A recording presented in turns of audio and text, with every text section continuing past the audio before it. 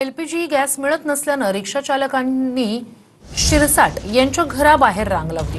Auto LPG गॅसबाबत तोडगा काढण्याची मागणी रिक्षा चालकांनी केली। रिक्षा चालक आणि पालकमंत्री संजय शिरसाट यांच्यात सध्या चर्चा सुरू आहे। मी पेशंट आहे, मला खायला पैसे नाही आहेत असं म्हणत संजय शिरसाट यांच्या समोर एका रिक्षा चालकानं व्यथा मांडताना त्याला अश्रू अनावर झाल्याचं पाहायला मिळालं। रात्रभर रिक्षा चालक पंपावर लाईन लावून उभे राहतात, तिथं रिक्षामध्ये झोपतात।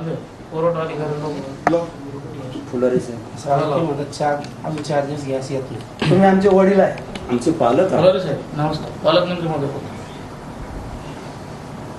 हॅलो फुलारी, हे एलपीजी गॅसचा काय प्रॉब्लेम आहे? आता बुकिंग नाही आहे, रिक्षावाले पेट्रोल पंपवरती।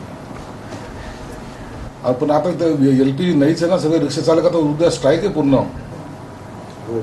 रोजचे दर ते म्हणतात, जसं आम्ही खरेदी करू त्या पद्धतीने आम्ही दर ठरवू। मग त्याच्यामुळे त्यांनी काय केलं माहिती आहे का, आता माल खरेदी करणं बंद केलं।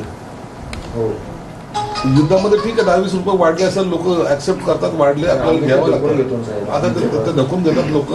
पण हे कंपन्यावाले जे काही बदमाशी करतात ना, ती ही करतात की ते राहू द्या, दर वाढलेले आपल्याला काय परवडत नाही, आता खरेदीच करणं बंद केलेलं।